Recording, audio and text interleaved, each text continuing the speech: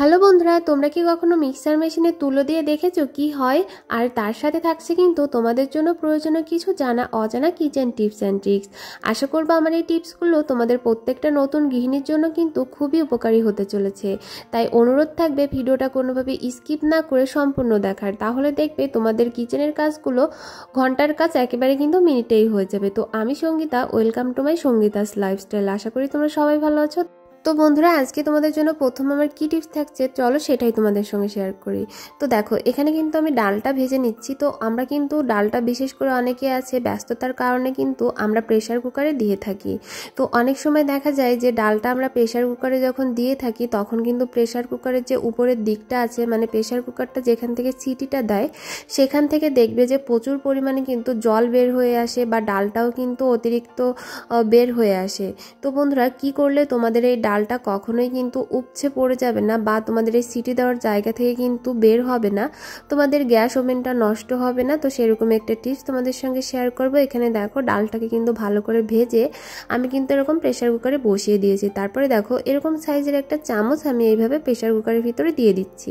তো এরকম একটা চামচ যদি তোমরা এরকম প্রেসার কুকারের ভিতরে দিয়ে দিতে পারো তাহলে দেখবে তোমাদের প্রেসার কুকারটা যখন সিটিটা দেবে তখন কিন্তু তোমাদের প্রেসার কুকারের উপর থেকে কখনোই আর কিন্তু জল বের হবে না। তো দেখো, এরকম করে কিন্তু তোমরা বসিয়ে দিতে পারো। আশা করবো টিপসটি ভালো লেগেছে। তারপর চলে যাব পরবর্তী টিপসে।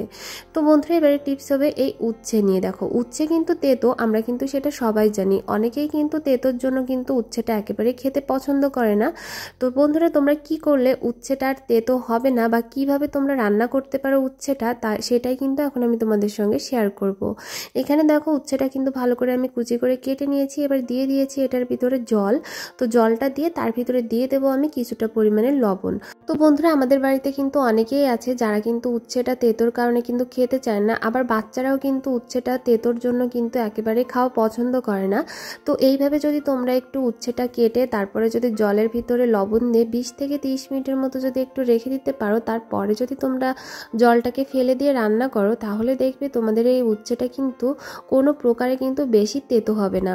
তো আশা করো বন্ধুরা আমার এই ছোট্ট টিপসটাও তোমাদের ভালো লেগেছে। তারপর চলে এলাম পরবর্তী টিপসে। তো এবারের টিপস হবে বন্ধুরা, আমাদের প্রত্যেকের বাড়িতেই কিন্তু এখন এরকম গ্লাসের ওভেনগুলো কিন্তু আছে। তো অনেক সময় আমরা যারা বুঝি না আর কি, জানি না, তো কি করি আমরা কিন্তু এই ওভেনটা যখন ক্লিন করি অনেক সময় কিন্তু এই যে স্টিলের মাজনি আছে অনেকেই না বুঝে কিন্তু এই মাজনিটা দিয়েই কিন্তু পরিষ্কার করে থাকি।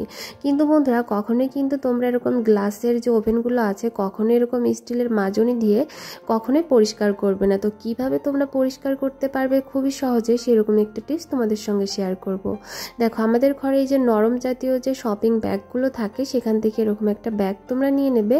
আর আমাদের কিচেনে এই যে থালা বাসন ধোয়া যে ডিশ ওয়াশারটা থাকে সেটা তোমরা এখান থেকে নিয়ে নেবে। তারপরে কি করবে, দেখো এরকম ব্যাগটাকে তোমরা হালকা করে একটু ভিজিয়ে নেবে। ভিজিয়ে নেওয়ার পরে এবার দেখো এরকম করে তোমরা গ্লাসের এই ওভেনটাকে কিন্তু এইভাবে কিন্তু পরিষ্কার করে নিতে পারো। তো রান্নার পরে কিন্তু গ্লাসের এই ওভেনটা কিন্তু অনেকটাই নোংরা হয়ে থাকে, কারণ তেল ছুটে একেবারে একাকার অবস্থা হয়। তো সেইভাবে তোমরা কিন্তু প্রতিদিন এরকম করা লাগবে না, তোমরা যদি সপ্তাহে 1 থেকে 2 বার পারো তো এইভাবে কিন্তু তোমাদের ওভেনটাকে কিন্তু একেবারে চকচকে ঝকঝকে করে কিন্তু পরিষ্কার করে নিতে পারো।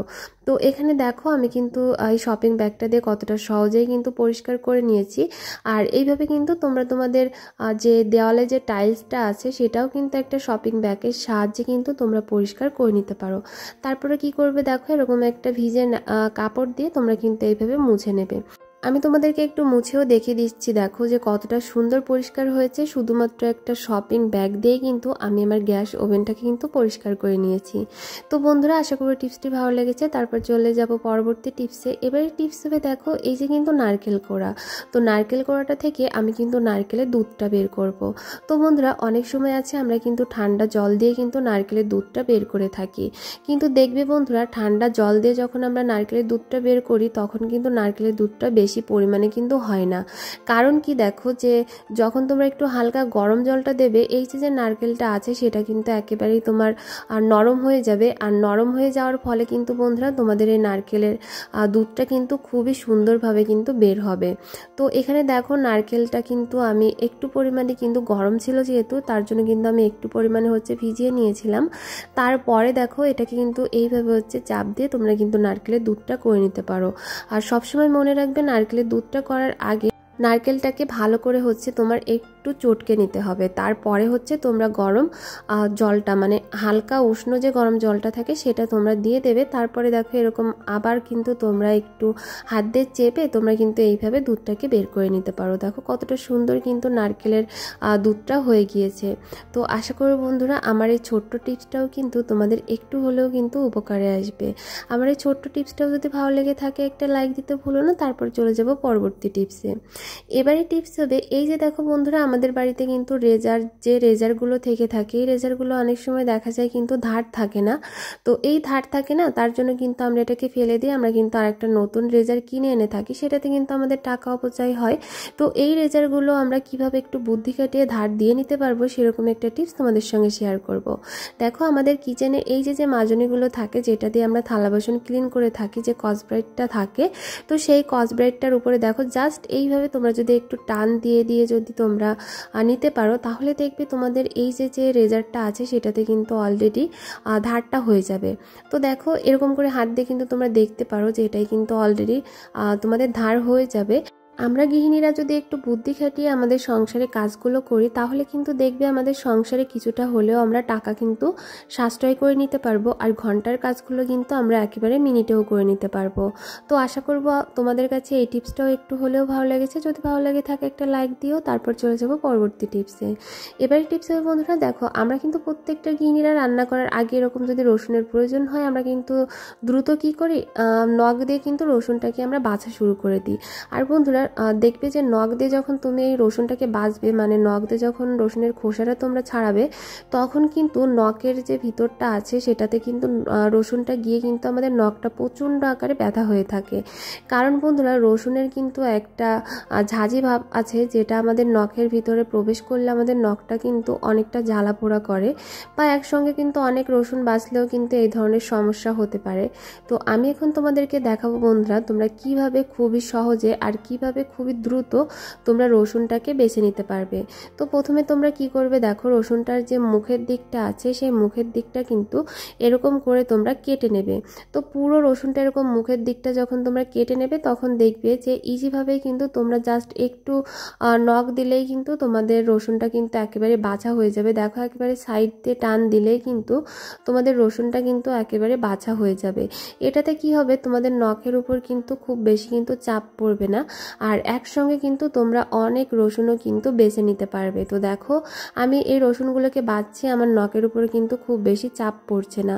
তো আশা করব আমার এই ছোট্ট টিপসটাও কিন্তু তোমাদের অনেক বেশি উপকারে আসতে পারে। তারপর চলে যাব পরবর্তী টিপসে। এবারে টিপস হবে বন্ধুরা, দেখো এখানে আমি একটা কাঁটা চামচ নিয়ে নিয়েছি, আর চামচটার সাথে আমি দিয়ে দিচ্ছি কিছুটা পরিমাণে তুলো।